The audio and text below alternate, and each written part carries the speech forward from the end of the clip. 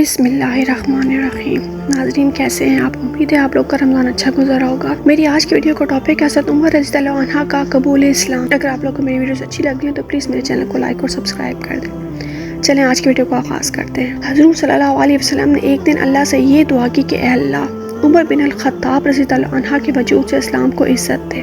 حضور صلی اللہ علیہ وسلم کی دعا قبول نہ ہو، چنانچہ ادھر تو یہ دعا ہوئی، ادھر حضرت عمر رضی اللہ عنہ حضور صلی اللہ علیہ وسلم کو قتل کر دینے کے ارادے سے گھر سے نکلے۔ راستے میں آپ رضی اللہ عنہ کو ایک شخص ملا جس نے پوچھا، عمر رضی اللہ عنہ تم کہاں جا رہے ہو؟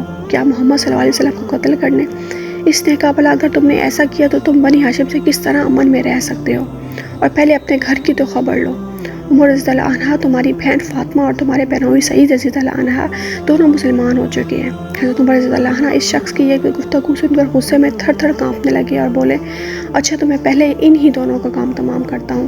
یہ کہہ کر آپ رضی اللہ عنہ اپنی بہن کے گھر گئے اور تھوڑی دیر ڈیوری میں کھڑے ہو کر اپنی بہن کی آواز کو سنا۔ پھر دفعتاً گھر کے اندر چلے گئے اور بہن سے کہنے لگے کہ یہ کیسی آواز تھی جو اس وقت میں نے تم دونوں سے سنی؟ اس وقت حضرت عمر رضی اللہ عنہ کی بہن کے گھر میں ایک شخص بیٹھے ان کی بہن اور بہنوں کی صورت پڑھا رہے تھے۔ انہوں نے جو ہی حضرت عمر رضی اللہ عنہ کی آہٹ پائی تو فوراً مکان کے گوشے میں چھپ گئے۔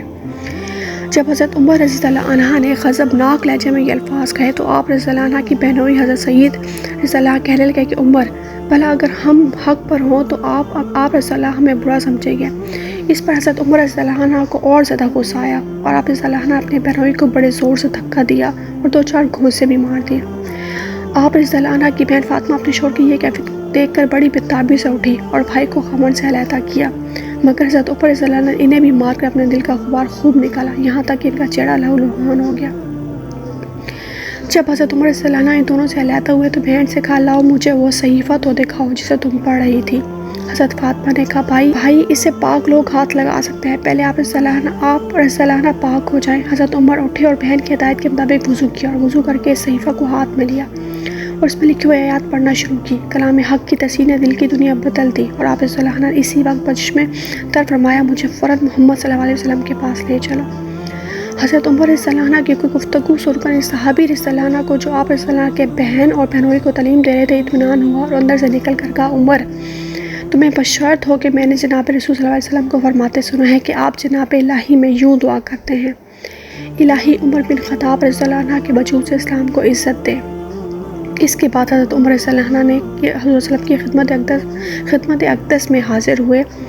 دروازے پر دیکھتے ہیں کہ حضرت حمزہ اور چند آدمی کھڑے ہیں۔ ان لوگوں نے حضرت عمر رضی اللہ عنہ کو دیکھا تو ڈر گئے۔ حضرت عمر رضی اللہ عنہ کی دہشت ان پر طاری ہو گئی۔ حضرت حمزہ رضی اللہ عنہ نے کہا، خدا تعالیٰ اگر حضرت عمر رضی اللہ عنہ کے ساتھ بھلائی کرنا چاہتا ہے تو اسے اسلام کی ہدایت کرے گا، اور اگر خدا نے اس کے علاوہ کوئی دوسری بات چاہی تو عمر رضی اللہ عنہ کا قتل کر ڈالنا ہم پر کوئی مشکل نہیں ہے۔ حضور صلی اللہ علیہ وسلم کو حضرت عمر رضی اللہ عنہ کے آنے کی خبر پہنچی تو آپ صلی اللہ علیہ وسلم باہر تشریف لائے، ان کے کپڑے کو پکڑ فرمایا، عمر رضی اللہ عنہ کیا تم اب بھی باز نہ ہوگے؟ اور آپ صلی اللہ علیہ وسلم نے وہی دعا مانگی، فرمایا، الہی عمر بن خطاب رضی اللہ کے وجود سے اسلام کو عزت دے۔